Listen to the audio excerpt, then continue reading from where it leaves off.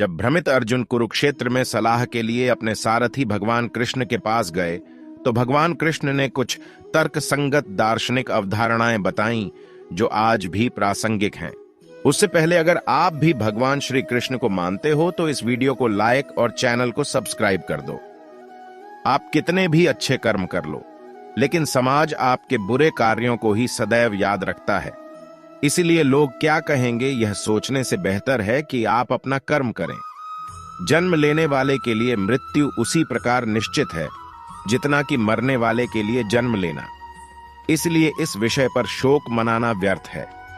गीता में कहा गया है, जो इंसान किसी की कमी को पूरी करता है वो सही अर्थों में महान होता है। तुम्हारे साथ जो हुआ वह अच्छा हुआ, जो हो रहा है वो भी अच्छा है, और जो होगा वो भी अच्छा होगा।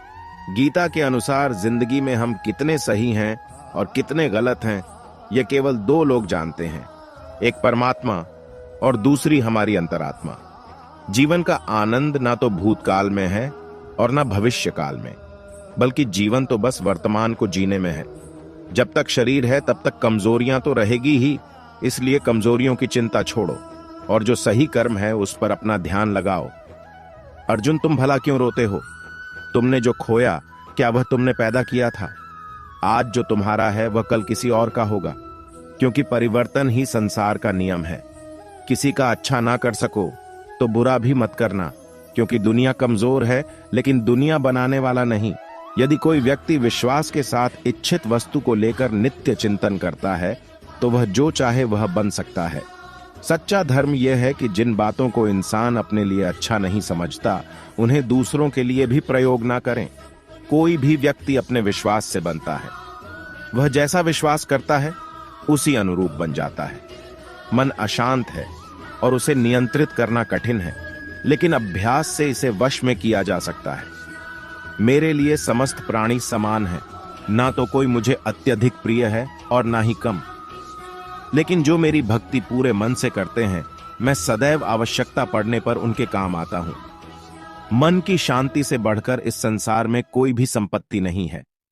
जो मनुष्य फल की इच्छा का त्याग करके केवल कर्म पर ध्यान देता है वह अवश्य ही जीवन में सफल होता है।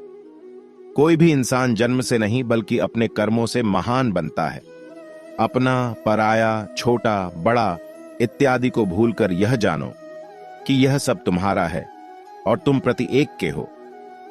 बिना फल की कामनाएं ही सच्चा कर्म है। ईश्वर चरण में हो समर्पण वही केवल धर्म है।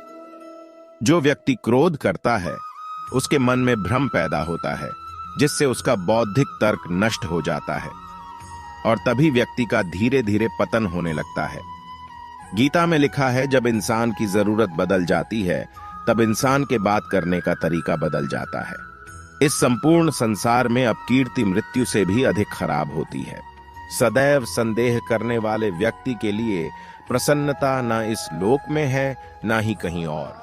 जीवन में सफलता का ताला दो चाबियों से खुलता है, एक कठिन परिश्रम और दूसरा दृढ़ संकल्प। जो मन को नियंत्रित नहीं करते उनके लिए वह शत्रु के समान कार्य करता है। कठिन परिश्रम से बचने के लिए व्यक्ति को भाग्य और ईश्वर की इच्छा जैसे बहानों के बजाय चुनौतियों का सामना करना चाहिए। गीता में कहा गया है, कोई भी अपने कर्म से भाग नहीं सकता, कर्म का फल तो भुगतना ही पड़ता है। मनुष्य को अपने कर्मों के अच्छे और बुरे फल के विषय में सदैव सोचकर चिंताग्रस्त नहीं होना चाहिए। मनुष्य अपने विश्वास से निर्मित होता है। जैसा वह विश्वास करता है वैसा वह बन जाता है। जो मनुष्य प्रतिदिन खाने, सोने और आमोद प्रमोद के कार्यों में लिप्त रहता है वह नियमित तौर पर योगाभ्यास करके समस्त क्लेशों से छुटकारा पा सकता है।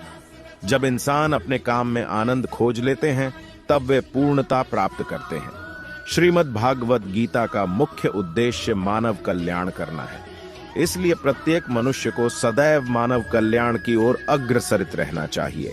माफ करना और शांत रहना सीखिए। ऐसी ताकत बन जाओगे कि पहाड़ भी रास्ता देंगे। व्यक्ति को अपनी इंद्रियों को वश में रखने के लिए बुद्धि और मन को नियंत्रित रखना होगा। जो होने वाला है वो होकर ही रहता है और जो नहीं होने वाला वह कभी नहीं होता। ऐसा निश्चय जिनकी बुद्धि में होता है उन्हें चिंता कभी नहीं सताती है। किसी भी व्यक्ति को ना तो समय से पहले और ना ही भाग्य से अधिक कुछ मिलता है, लेकिन उसे सदैव पाने के लिए प्रयत्नशील रहना चाहिए।